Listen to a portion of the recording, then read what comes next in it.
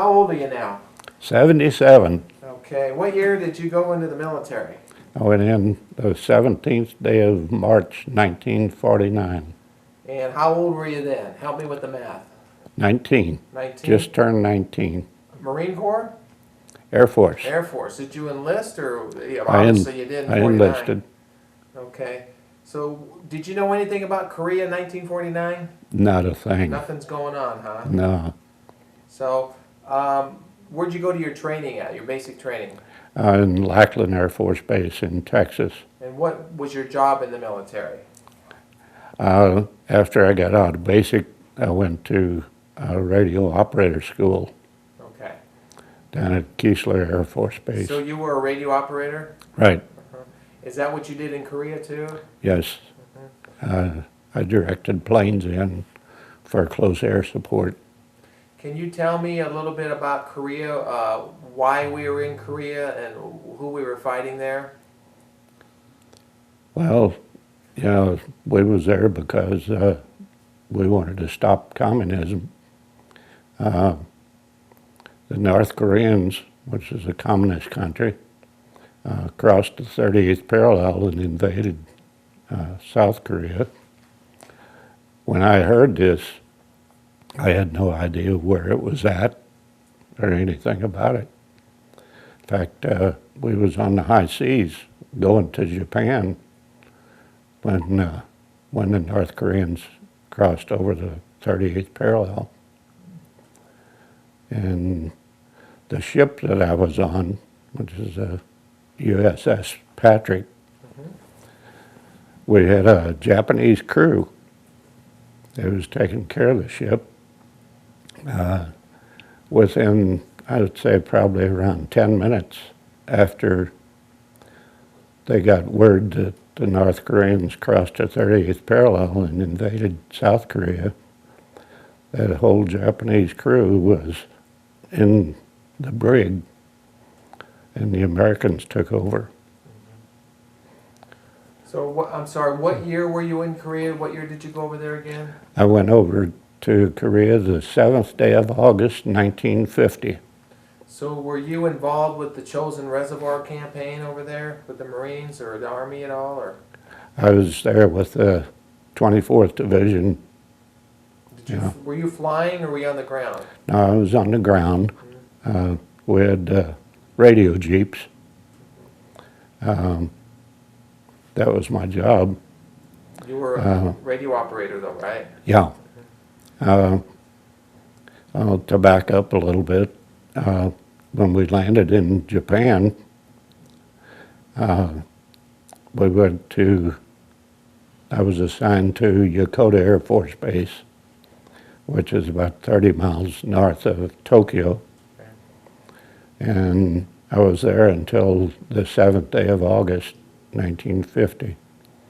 That's when they picked 50 lucky people out of the Air Force to go over to Korea and get involved with the radio jeeps.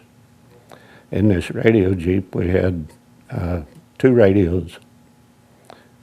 One was a VHF, and the other one was a HF. The VHF was the same radio that the planes had installed in the F-51s at that time. The HF channel was to contact our headquarters.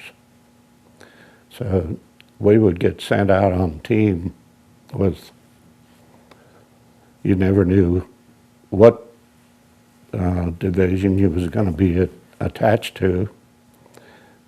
My first attachment was I was assigned to the 1st Cavalry Division, 8th Regiment.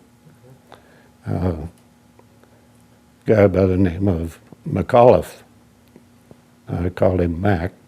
His real name was Richard, but we partnered up together to form this, what they called a TACP, which is a TAC air control party. And you're assigned to different outfits. Like I said, the first one was with the 1st Cav Division, 8th Regiment. At that time, we was only pulling 2 weeks, 2-week tour. I directed planes in, we spotted targets for them, directed planes in. We also had a AT-6 that flew in every morning, and they would fly out in front of us, in front of the line, to pick up targets that we couldn't see from the ground. What month was this? Is the fall of 50? Well, this was my job all while I was in Korea. As far as the first Cav, you're working at, is this like before, this isn't 51, this is 1950? This is 1950 in August. Okay, so where are the troops in Korea? What part of Korea are we in now? We was in what they call, well, about 2 weeks after I got there, I landed at Daegu, which is in southern, pretty far south in Korea. 2 weeks after I landed there, well, things was pretty hectic at first because we didn't have too much equipment. We had no tanks or anything. The Army didn't. And I don't know, like I said, about 2 weeks, I would say, after I was over there, we fell back because the North Koreans was pushing. We fell back to what they called the Pusan Perimeter. That was farmed. We used the Naktong River for a barrier, trying to keep the North Koreans from pushing us out into the sea. It's just my personal opinion, but I believe that the North Koreans would have pushed us out because we didn't have much to fight with. They would have pushed us out if it wouldn't have been for General Walker. He was in charge of the 8th Army, and he did a bang-up job. So, He kept us from taking a drink in the ocean. so how close are you to the combat? And are we fighting the Chinese at this time? No, at this time there was just North Koreans.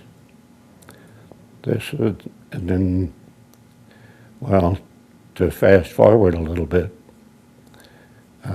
in November of 1950, we made the big push to the Yellow River, which is the Manchurian border. And at that time, I was with the 24th Division. We was just a little bit west of what they call the Chosen Reservoir. We was within 7 miles of the Yellow River, which is the northernmost border, when the Chinese came into the war. When they, well, we was traveling pretty fast, going to the Yellow, and we bypassed some troops that was up in the hills, which was a mistake. But after we got up there, that's when the Chinese came into the war, and they cut us up pretty bad. Describe a little bit about what happened with the Army and the numbers and some of the combat that happened. I've heard some stories, but I want to hear it from you. Well, all I can tell you is, like I say, I was with the 24th Division at the time. And when the Chinese came in, they cut us off. I wound up with 4 other guys, so there was 5 of us that made a pact, because we didn't know exactly where we was at the time. We just made a pact between us that we was going to stick together, and we started walking south. And that's what we did. We walked our way out, and it was cold. I'm talking like 25 below zero. This is before Thanksgiving, right? Yeah. So was the Army overrun? And tell me about that. And did you see a lot of things? Did you see all Yeah, that? there was portions of our outfit that was overrun. That's how me and these other 4 guys got together and walked our way out. What about the casualties? I mean, were there hundreds of them? I mean, and were you able to help them or what? Not too much, no. I really don't know how many casualties. I know there was a bunch. But, Was there a lot of gunfire, artillery fire? Tell me, describe the sound of what was happening as far as the combat. What's going on? there was a lot of automatic weapon being fired. I would say mainly, we didn't have too much artillery hitting us. It was mainly small arms fire. What about the Chinese? Tell me about the enemy. What did you see them at all yourself, or? Oh, yeah, Yeah. yeah. What did they wear, and what kind of rifles did they have? Well, a lot of them had what we call burp guns. They fire really fast. They have a big round cylinder with their ammo in it. And I don't know exactly how many rounds per minute it fires, but they was fast.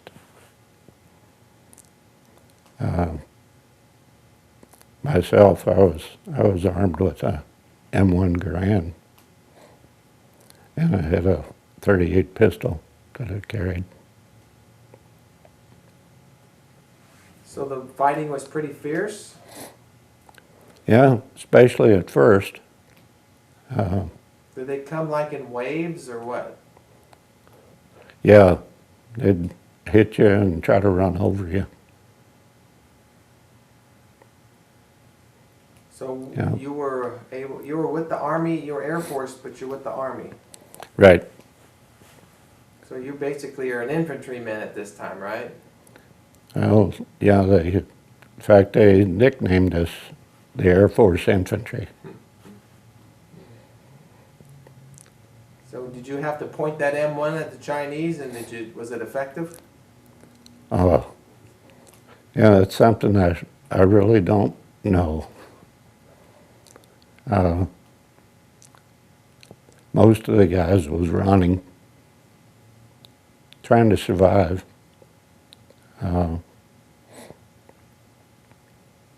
Naturally, you fire your weapon into a group. You don't know if you hit anybody or not.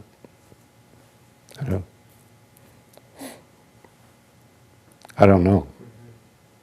How did they take the casualties out?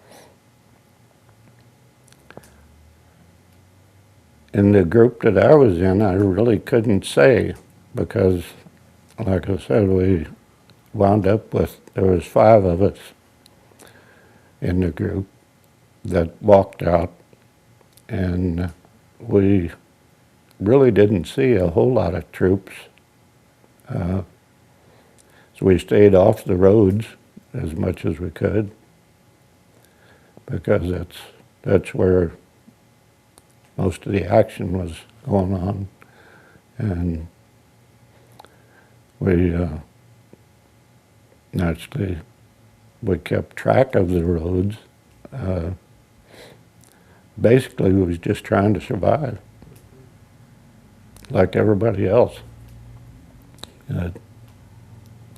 There was times when we'd get into it. Not all the time.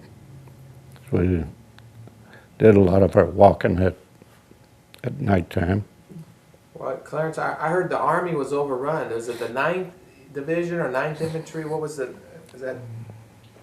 Were you aware of that? Obviously, you were right there with that. So. I'm not familiar with the 9th. Maybe I'm wrong on the number. So. We was real close to the 6th Rock Division, which is the South Korean division, and they was completely overrun. Did this go on for days or weeks or what? For days. And it was already pretty cold at that time. Oh yeah, it was cold. Did you work at the Chosen Reservoir, or did you go up in that area at all? We was west of the Chosen Reservoir. So you didn't fight in any of that combat that the Marines had there? No, so I was attached to the 24th Division. There was another, I don't know which party it was, but they had a group just like us that was attached to the Marines. That was the 1st Marines over at the Chosen Reservoir. But they had to go over toward the East Coast, and the Navy picked them up. But we was on the other side of the mountain, and there was no way that we could make it over there. Our shortest route was to go south.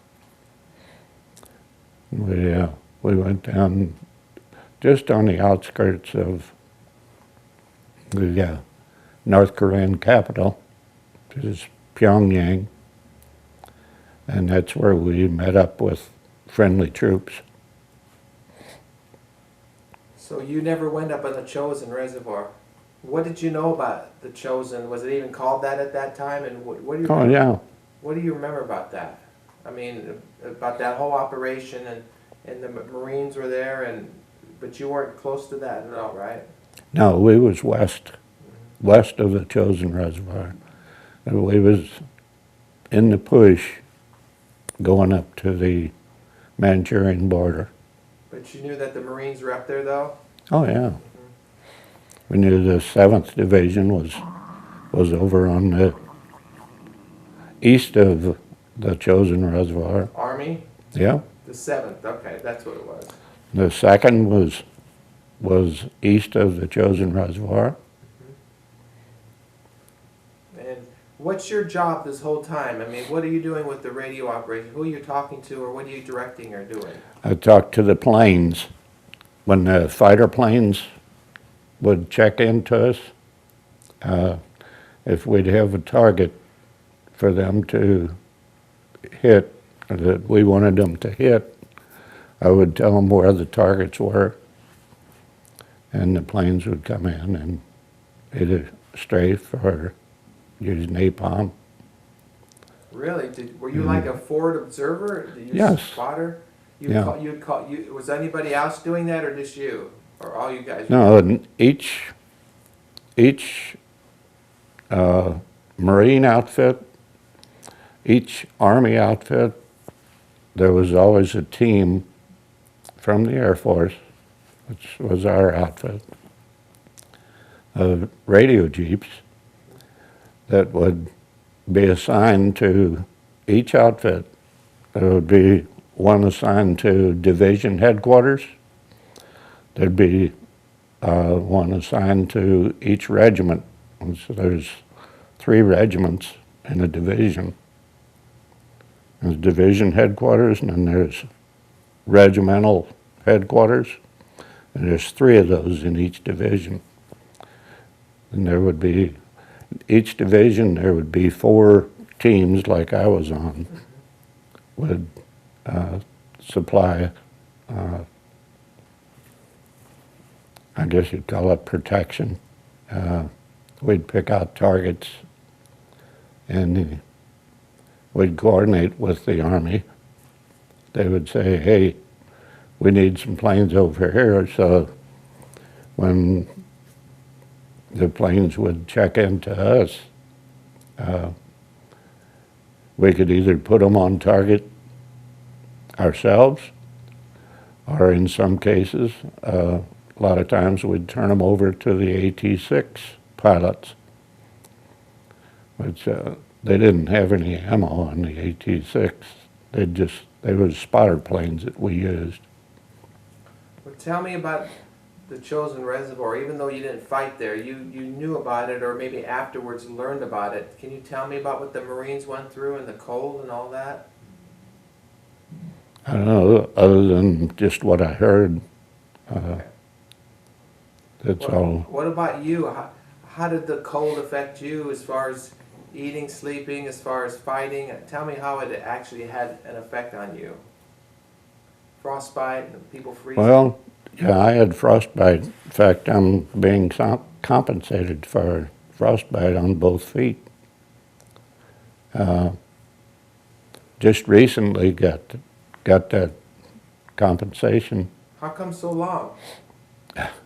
Who knows? Was it all politics and paperwork and all this? Well, in my case, I really didn't expect it to get anything because, state of Missouri never give anything to the veterans. I just went on with life. Well, at the time though, Clarence, tell me about the cold, how you would try to stay warm, and what happens when you get frostbitten and all that. Well, all I can tell you is when we was up at the Yellow River, like I said, it was, I don't know, I didn't have a thermometer with me, but they tell me it was 25 below, and I believe them because it was cold.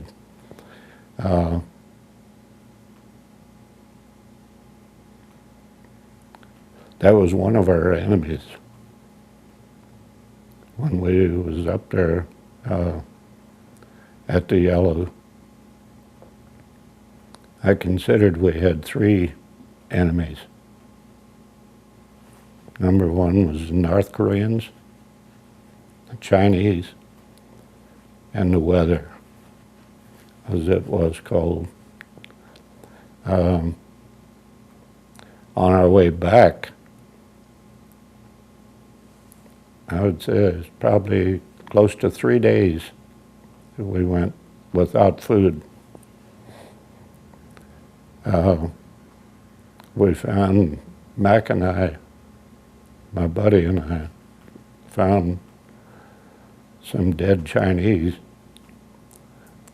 and they had rations in their pocket, which was rice. And believe it or not, the rice tasted pretty good. So, and when we got back, met up with friendly troops, they took Mac and I to first aid station, treated us for frostbite, and then we went right back in. So it was cold for several months then, right? Yeah, I would say, yeah. November and December, that was the worst. And you stayed in Korea how long? I left Korea in December of '51. So a little over a year and 4 months or something like that? Yeah. Yeah. What was the hardest part of your job in Korea, the hardest thing you had to do?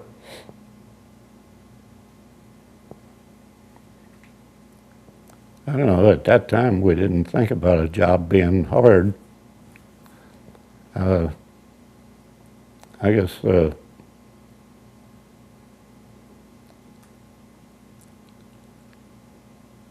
if I had to think about a hard job, I would say the hardest job is just keeping your faculties and staying alive. Did you lose any friends over in Korea, wounded or killed? Oh yeah, Were you with them at the time? some of them. What do you remember? Any stories? I mean, gunfire, artillery, what happened to them?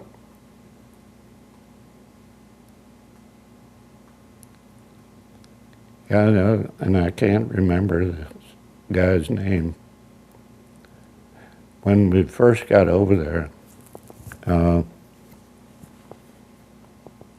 the first battle that we got into was in this village. And I'm thinking to myself, this ain't bad. This is kind of like what me and my brothers used to play when I was growing up. I played cops and robbers, cowboys and Indians. That's what it reminded me of, just people shooting at each other.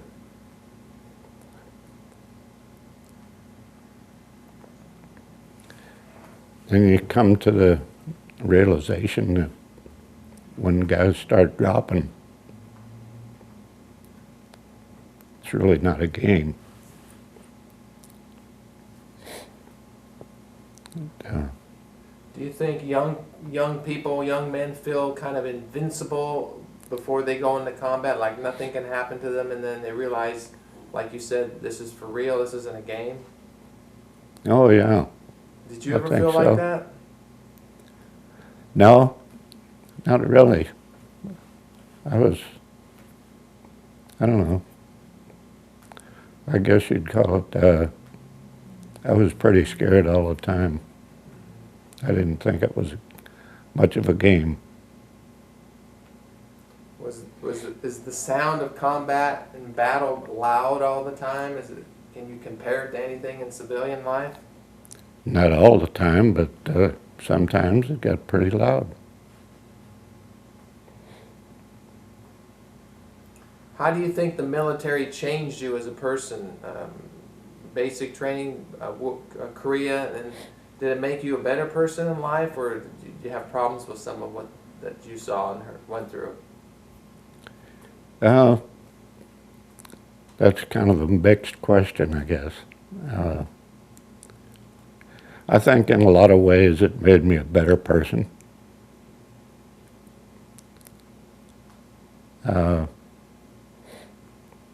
There's some things that I still have a hard time dealing with. From Korea? Yeah. You mean just memories, you mean, or people you lost, or what? I call them nightmares,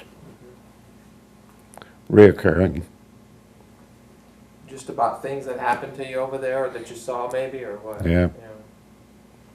So when you come back home from the war, I mean, do you talk to somebody about that, or is it just something that's happened the last few years? I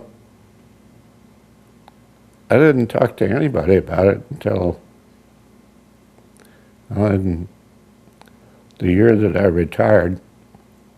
I retired at the age of 62. And that was the first time that my one outfit that I belonged to over in Korea, they found me through an old Navy retired man, and they invited me to a reunion. It was down in Nashville, Tennessee. And first I didn't want to go. My wife and I decided that we would go. If it didn't work out, we'd just leave. But soon as we got there, felt like I was family. And there was a guy that was over there at the same time that I was. And they introduced him to me. And he started talking about Korea. And he was doing most of the talking. Guy by the name of Don Coldheart. Anyway, we were standing talking, and I didn't know it, but the wife came up behind me. And she says, "Why didn't you tell me what you did over in Korea?" Because it never came up. It's referred to as the forgotten war, isn't it? Yeah, Why do you think that is? because most of us want to forget it.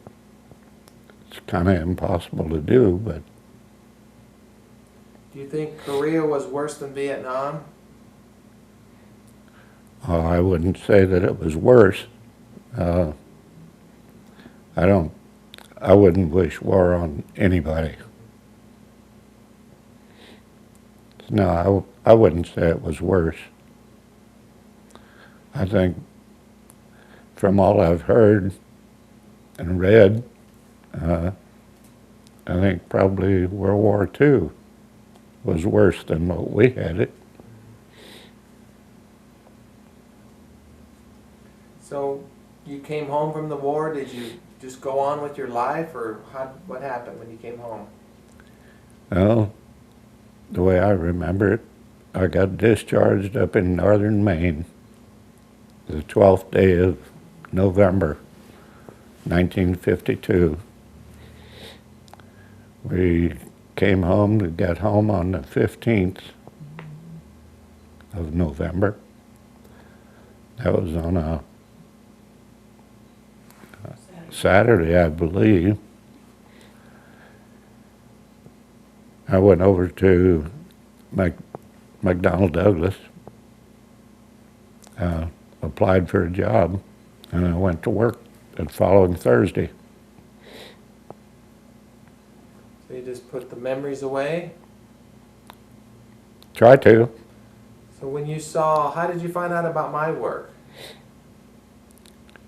Through our VFW, and wife also read it in the paper. Okay.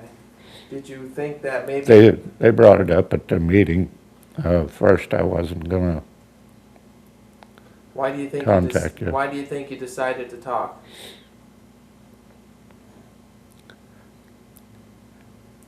Mainly, I would say because I think, even though it's a small part, but I think it's part of our history that needs to be passed on. Right. Do you think our country is forgetting about what happened during World War II, Korea? I think a lot of our schools have forgotten about it. I think that's the sad part. Well, I speak in schools, Clarence. I bring some of this history into schools, so that's part of why I'm doing this. So Oh, well, that's that's A good. big part of why I'm doing this is to go into the schools and help our kids realize why they have what we have in our country. And that's one of my questions to you is, as a veteran, what does freedom mean to you? And tell me about the price of freedom. Well, you know, a lot of our guys paid the price. And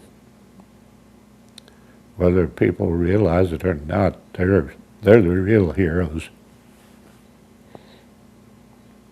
Ones that didn't make it back.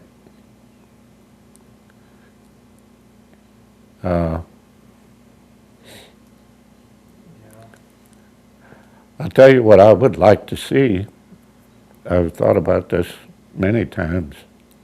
You know, people put our country down sometime, but I would like to see, and I know this will not happen,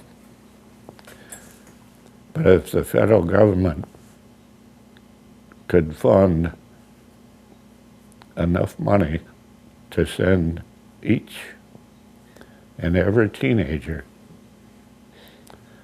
over to foreign countries just for a couple of weeks, I think that would open a lot of people's eyes, because whether they think it or not, this is the best country in this world that I know of. That's a good idea. I like that idea. What does the American flag mean and represent to you, Clarence, as a veteran? It reminds me of the people that we've lost.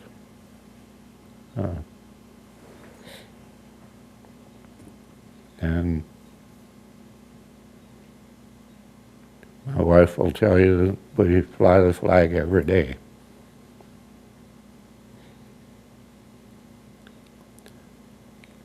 There's a lot of people that do. There's a lot of people that don't. But I think that should be part of the education too. Bet. What does Memorial Day mean to you? Since Monday's Memorial Day. It's not a day to go shop a sale, is it? It's kind of a sad day. A lot of people celebrate it, myself included. But there's a sad part of it. Are you coming to the service tomorrow at the cemetery at 2 o'clock or 1:30? Good Lord willing. And At the Bali funeral home. Right, I'm gonna be speaking at that, I know you are.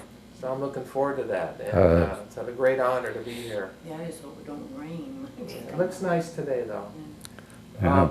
Let me ask you this: what do you think? What should our country remember about Korea? I don't know, I like to think, you know, I've had people just recently tell me that Korea didn't do anything, the Korean War. And I said, hey, you know, there's, I don't know how many people live in South Korea, but those people are still what I call free. So we didn't accomplish a whole lot, but we stopped communism in its tracks. So I feel proud about that. Yeah, people don't know a whole lot about it. That's why I'm finishing production on my Korea documentary, which you're going to be a part of, and our kids need to know that. I think a lot of the country doesn't know anything about it, but that's why one of the reasons I'm recording this. But Hey, you know, while we're talking about Korea, I don't want to dwell on it, but I think one fact that a lot of people don't know, but we've still got over 8,000 of our guys over in North Korea, the remains, that at the pace that the federal government is going, not too many families of those people that are over in North Korea, they'll never have closure.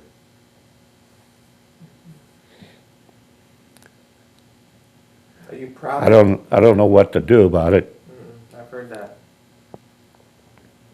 but sometimes you get a feeling like, well, the MIA, POW, MIA guy that takes care of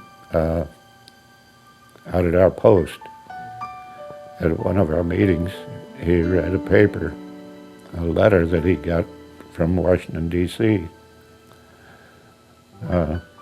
saying that the federal government recovered 8 bodies, 8 remains this year.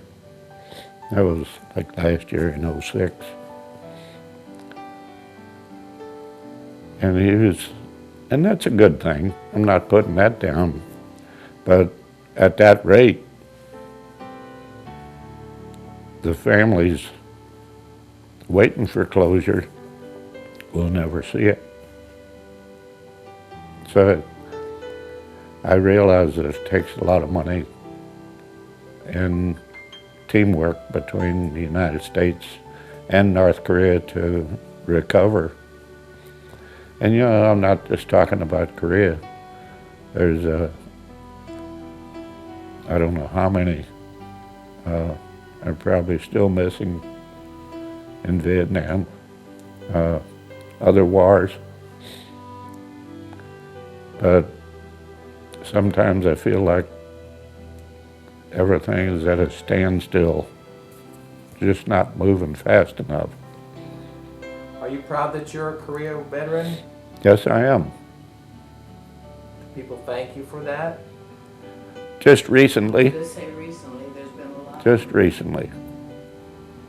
How does that make you feel? I feel good about that. At least some people are recognizing it. I feel good about the guys and gals that are in today. I think they're getting the recognition. At least some people care. I'm going to ask you to do one more thing. At the end of my interview, I always like the veteran to give me a salute into the camera. So when I ask you from where you're seated, is that okay?